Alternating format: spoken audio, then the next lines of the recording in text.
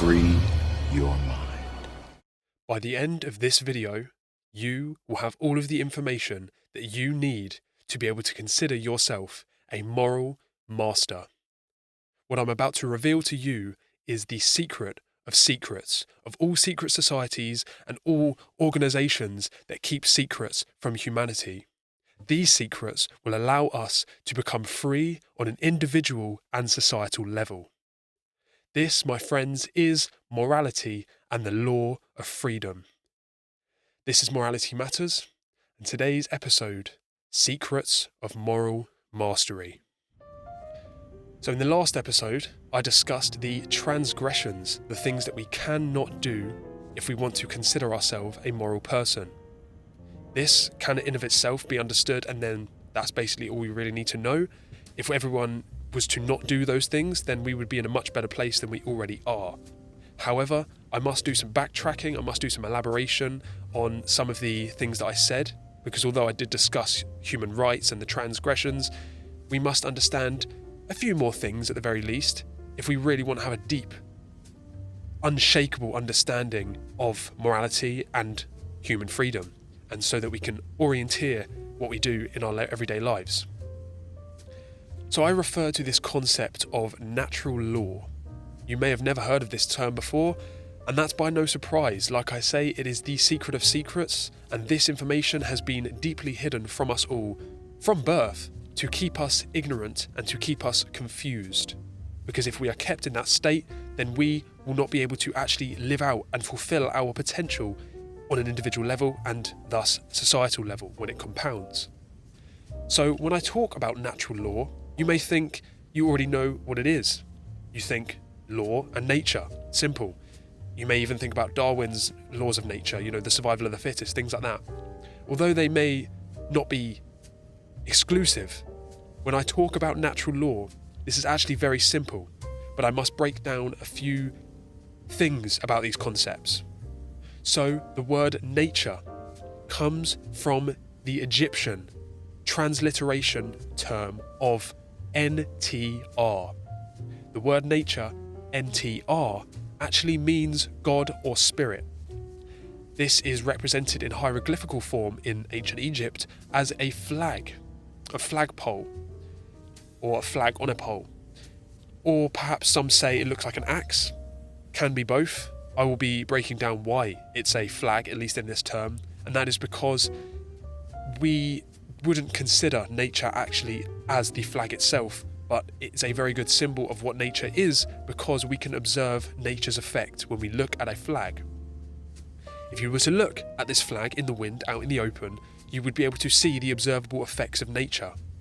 The flag, like I say, not itself isn't the actual nature itself, it is the thing which allows us to observe nature. Thus, the wind, for example. This wind is an effect that we can't directly see. You can't just look out into the air and just see wind. You can only see the effects of it.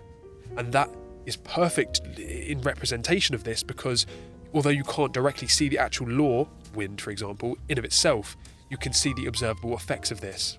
This is perfectly analogous to what I'm talking about. We can see the effects, and thus we can take a step back and look at the cause of what it is. So basically what I'm trying to say is this flag that they used to represent nature as, or NTR, is actually God or spirit.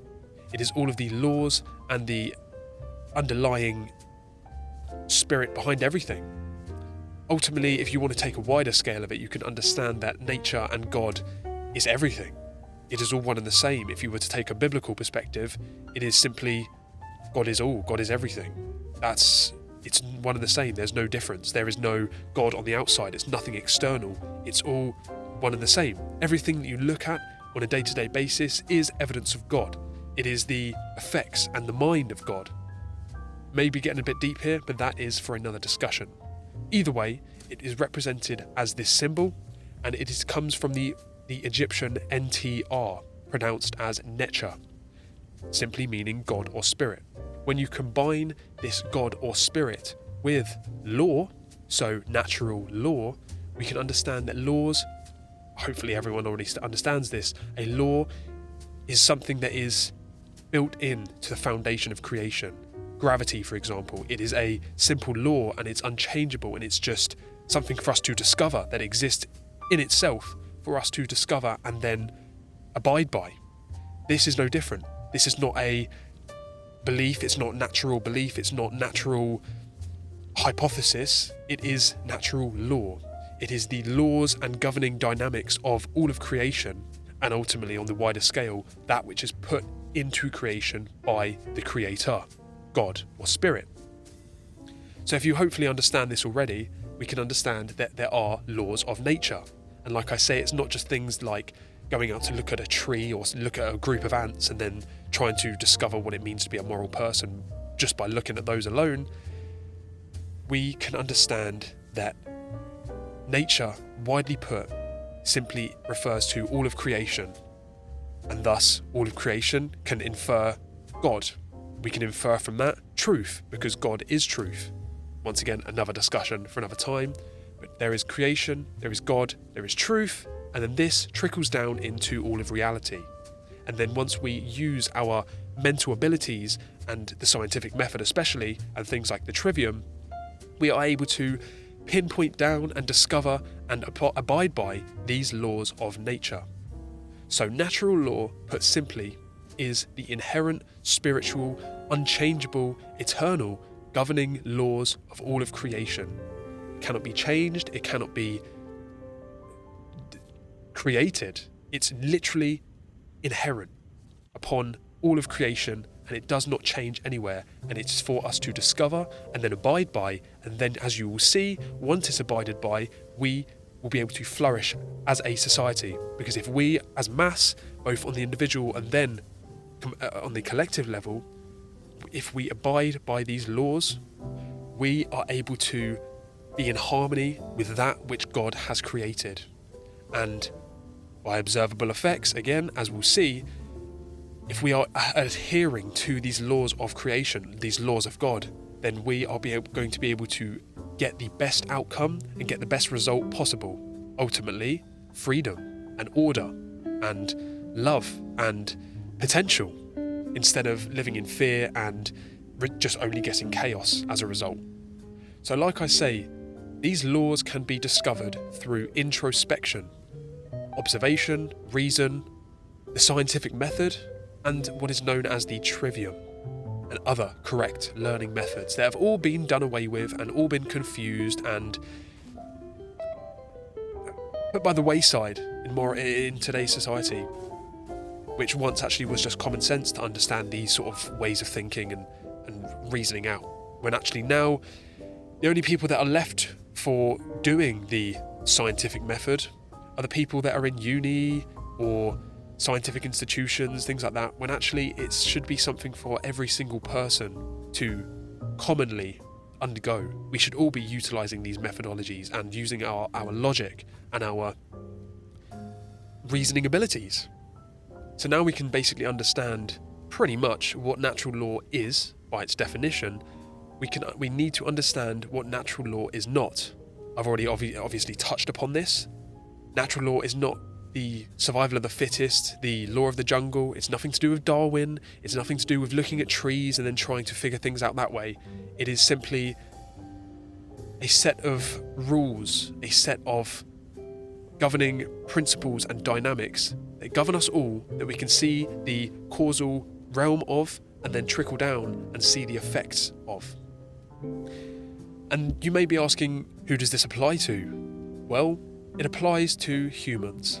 That's because we have the cognitive abilities, the reasoning, logical abilities to be able to discern and discover these things. Now, it's a different discussion where there may be beings out there on different planets, for example, that have the actual reasoning capabilities to discover these laws. And if they are able to, if they break that threshold of being able to actually understand that they are a thinking person and understand that we can use our logical abilities to discover these laws, it will apply to them, because you cannot expect someone or something that doesn't have these rational abilities to understand them and then apply to them. As much as many people just see animals as objects or playthings, they apply with natural law, but not in the sense that we should expect them to abide by them, but instead that we should actually respect them under the laws, because it is all about sentience. It is about them being a sentient being. If they are capable of walking freely without being attached to the earth, if they are able to move independently of the earth, so plants, for example, they must be in soil, they must have certain requirements to be alive. So plants, for example, we can't exactly expect to have a tree understand natural law because it has to be in soil. It has to stay in a certain place, and it can only be transferred if there's soil with it. It is an attachment to the earth. It's similar to hairs on a human head. It's an extension. So plants are an extension of the earth, whereas animals and humans are able to move freely and independently. In other words, they are sentient. They have life, they have consciousness, they have a spirit, perhaps. Now, I'm not saying plants are completely just non-intelligent. We obviously know that they're able to. They can still move in certain ways, they have certain abilities, but they are mostly instinct response mechanisms. Animals are too, to an extent, but they obviously have brains, they have organs, they have sentience. Hopefully this is understood. And so what I'm trying to say is we can only expect other humans to be applied to natural law because we all have the cognitive reasoning ability to determine and discover these laws, and thus we're able to abide by them. You can't look at a cow and expect him to sit down and start thinking about, what is philosophy? What is psychology? Once again, they may be able to think for themselves in certain ways, and that's a different discussion. But the point is, we must realise that these natural laws apply to animals in that we shouldn't actually harm them, but also humans, we must expect every single human to be able to discern and understand these laws because we're capable of. Animals are not. And so next, we are all equal under natural law. When we talk of equality nowadays, we may be thinking about gender differences in the workplace or different skin colour or gender, things like that. They may apply, but that is equality in a different sense. That is equality in ability, when actually I'm talking about us all being equal in our rights. We are all equal under natural law. We all have the same rights, we all have the same property, especially owning our bodies. And rights cannot be given or taken away. We touched upon this in the last episode, but ultimately, rights are any action that does not cause harm to another human being or to another sentient being. Rights are inherent since birth and cannot be taken away and cannot be given away. So despite all of our differences in body and in gender and ability, we are fundamentally one human race. We are fundamentally the same species, and we must understand that in our rights, we are all the same. No matter whether someone's in a wheelchair or they are unfortunate to have something like Down syndrome, they should be treated the exact same because they are a human, they own their body, and they have the right to exercise any action that does not harm another's rights. We discussed this in the last episode, but it must be understood that equality is for all.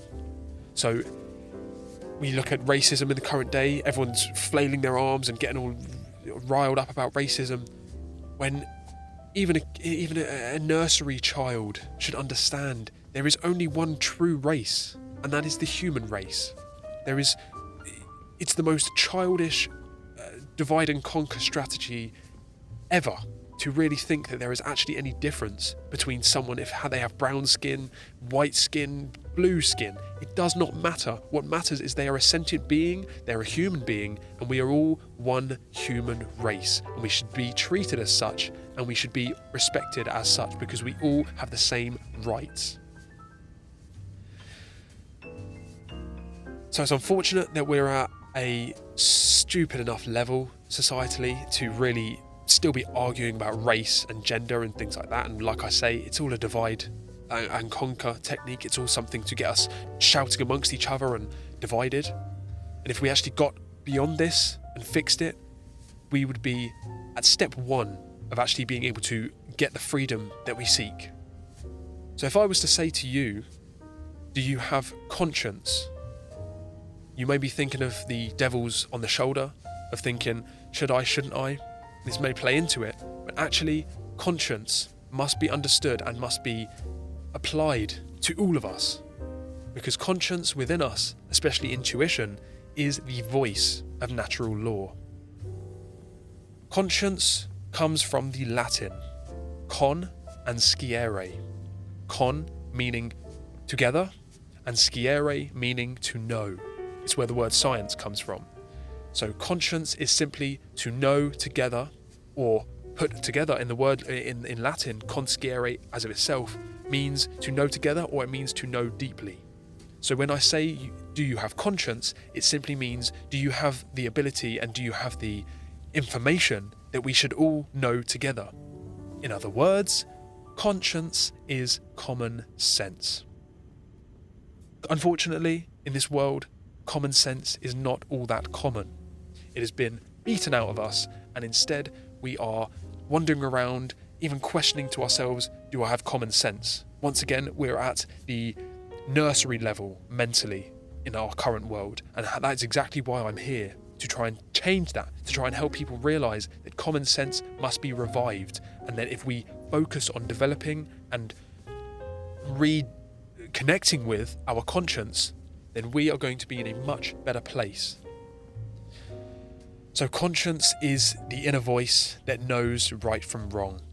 Once again, it's similar to intuition. It's that voice that is within you, in the gut, in the heart, and in the deep part of our minds, that simply just knows when something is right and wrong. You can go up to a child, and if you were just to punch someone in the face in front of them without any reason, they would almost immediately tell you that's wrong. You ask them why, and they might, if they haven't developed these principles yet, they're just going to tell you it's wrong because it is, because I just know it is. That's why I say this is written on the human heart, is because these laws and this information is within us, it's within our beings. And why I emphasize so much that it's been beaten out of us is because it's not about constantly learning more and more and more things. It's actually about unlearning the falsity and the confusion that we've been given to us. Instead, if we take a step back and unlearn all of the nonsense and the negative knowledge, we can instead take a step back and return to conscience, return to consciousness, and listen to our intuition, this small voice that is speaking at all times, but only at a very tiny, quiet whisper, just do this, when actually, nowadays, everyone instead lives in their ego. They are listening to the monkey with the cymbals, smashing away at all times of the day, saying, do this, when simply, if we just quiet the mind, and there are methods to do this, if we quiet the mind and return back to what this quiet voice is saying, we will be in a much better place on the internal level to be able to properly guide our minds and guide our actions in life. This is very important, and even Einstein, one of the smartest men in history, knew this. He said, never do anything against conscience, even if the state demands it. In a future episode, we are going to be getting into the damaging effects of the state and government, because these pretty much are the ones that have beaten this idea of conscience and self-ownership. They have beaten this concept out of us. And this is the exact root of all evil, and slavery and suffering. So, now we understand these things, we can return to very basic ideas that surround all of morality. This is right and wrong. If I was to say to you that that is right, then it may not actually have to refer to morality. It can be in reference to a maths equation, for example.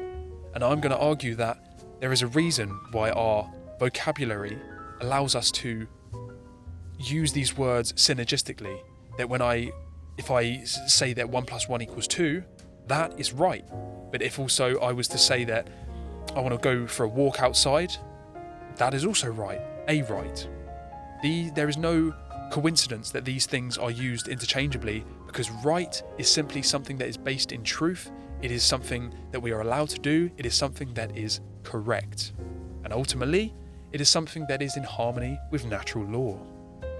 So right simply is something which is correct, it is based in truth, it is correct, but it also means something that is moral, it is a right, it is in harmony with natural law, and thus it is an action that is based in doing no harm to any other sentient being. On the opposite side, something which is wrong is something which is incorrect. Once again, you can use this in terms other than just morality, but there is a reason why these are used interchangeably. They mean the same thing. When something is wrong, it is incorrect, it is not based in truth, and it is also immoral. It is in opposition to natural law. We do not have the right to do certain things because they result in harm to other sentient beings. And if we simply understand this very basic dynamic of right versus wrong, and we focus as much as we can to act in the right and not advocate for wrong, we will be in a very good place internally. And so the problem is with most of today's society, moral relativity is rampant. I touched upon this in the last episode, but ultimately humans at large saying that morality is subjective, it is down to the whims and the beliefs of humans. This is a very, very slippery slope, and it is in fact the cause of all of the major atrocities in all of history, and the ones that continue to go on today. When someone says, I create what is right and wrong, you do not, and you must abide by what I say is right, and if you don't, harm and violence is going to be conducted upon you. This is terrible for us. Moral relativity claims that morality is subjective. It is different for cultures, times, places, when actually it's not. It's very simple, it's elegant, and natural law proves that morality is objective. It's eternal, unchangeable. It is matter of fact. Moral relativism leads directly to chaos, tyranny, and slavery. So this is why I emphasize this so much, because if we really just understand this very basic idea of doing right instead of wrong, we will be off to the races in creating human freedom and solving all of the nonsense that goes on nowadays that causes unimaginable harm to innocent people. How does human freedom come about from natural law? Well, morality, if you haven't already guessed, is the law of freedom. Because if morality increases, freedom directly increases also. Thus, if one decreases, the other decreases. They are directly proportional. Many people say that they want freedom when actually their actions completely contradict what they just said. And it doesn't even have to be their actions, it can be what they advocate for.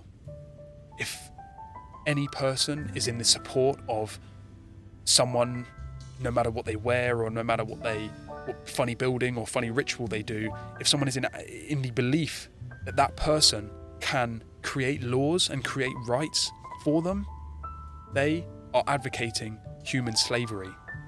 We're going to be getting much deeper into this in a further episode, but the point is, if you are advocating that someone can create laws that don't exist, that are literally just subjective and often corrupted and for the means of profit and or control, you are advocating human slavery. And you don't even need to be someone that directly causes harm. You don't have to go out and stab innocent people to be someone who does wrong. You can simply just be someone that advocates that someone creates arbitrarily things that are wrong. So the ultimate rule is know people by their fruits, know them by their actions, and know them by what they advocate for.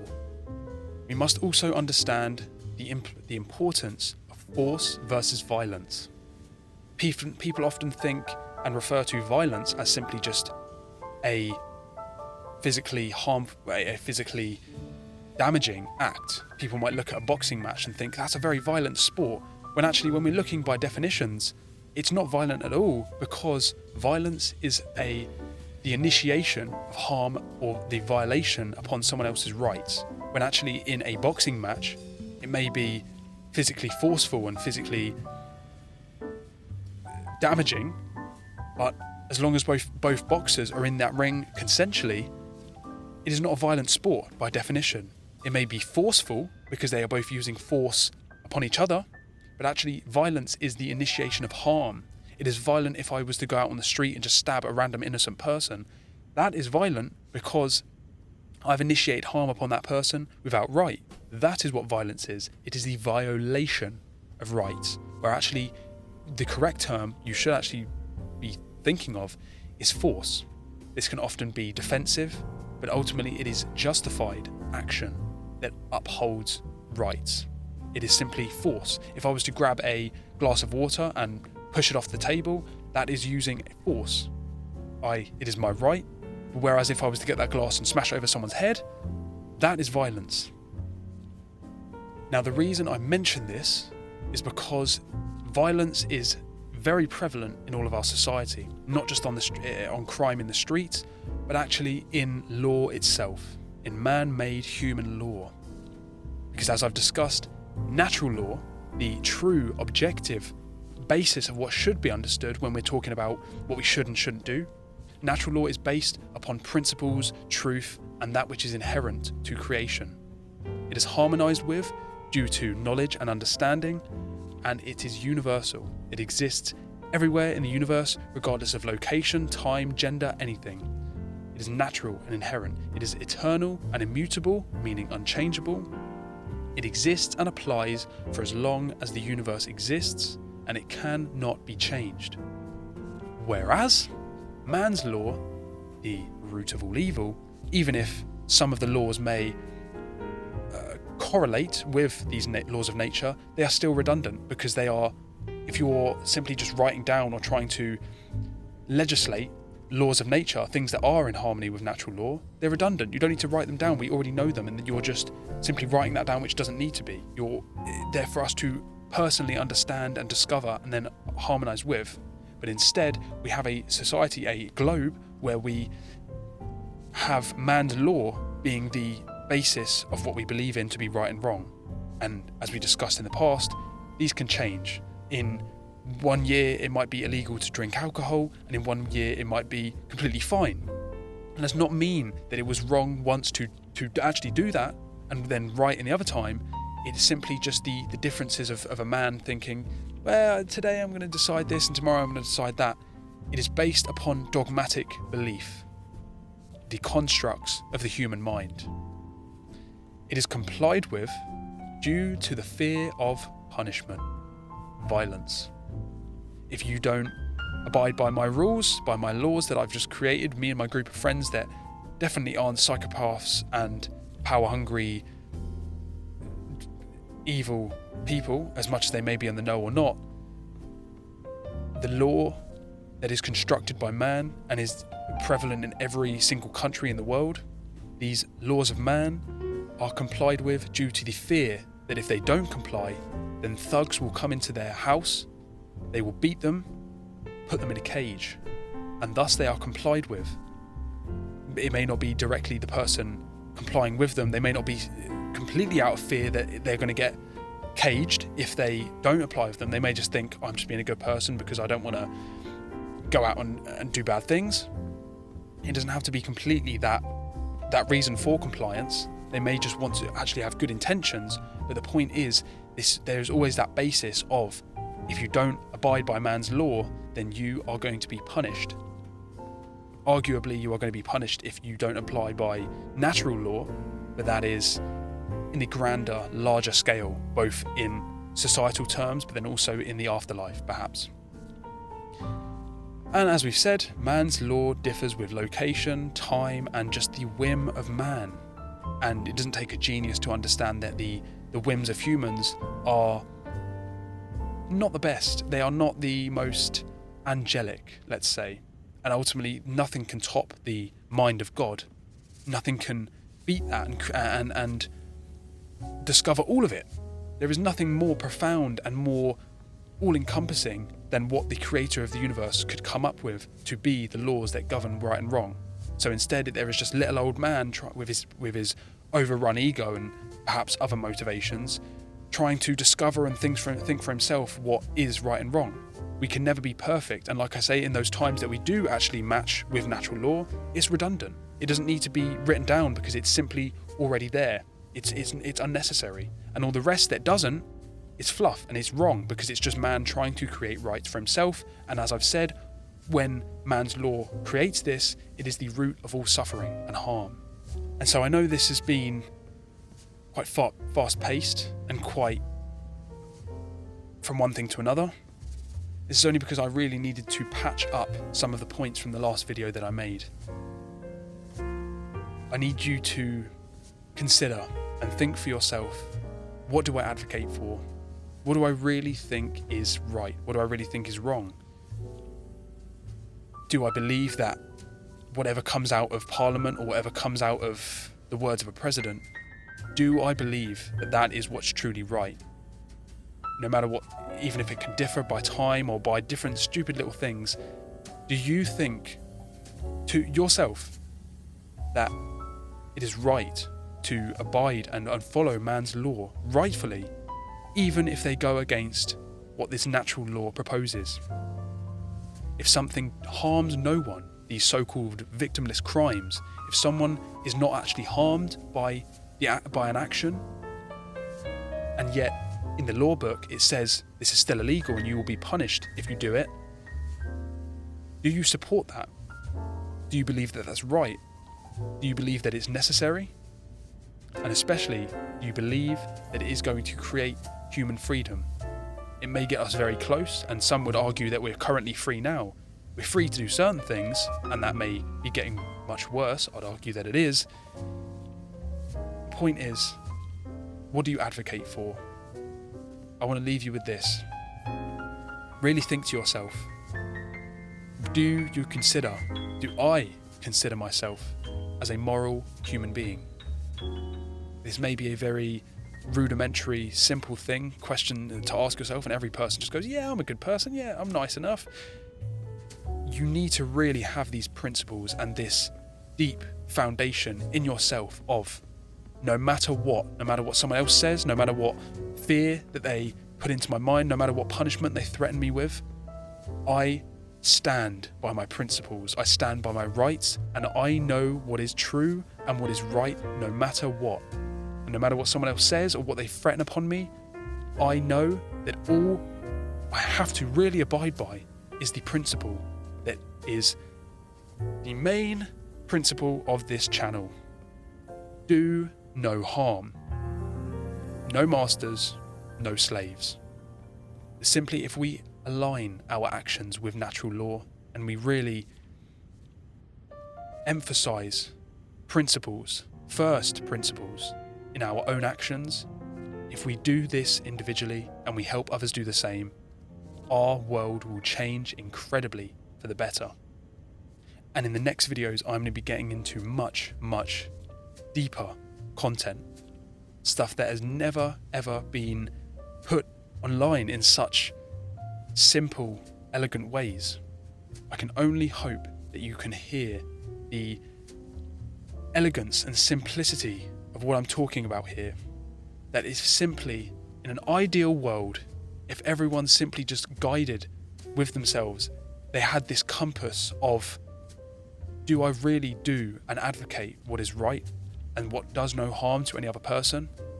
If they simply did that, we would be on the path to becoming moral masters, and we would allow this world to become the paradise that it needs to become before things get much worse. Because this is only the beginning of an incredible journey of internal transformation and self-mastery. This has been Morality Matters. I hope you've enjoyed. It would be great if you could like, subscribe, comment, all that stuff. Maybe even share with other people, because that is the only way that we will get out of this place, out of this trap and prison that we've created for ourselves. If we share this information with as many people as possible, and we bring back conscience, morality, and self-respect and responsibility. This has been Morality Matters. I hope you've enjoyed. I'll see you next time. Thank you for listening.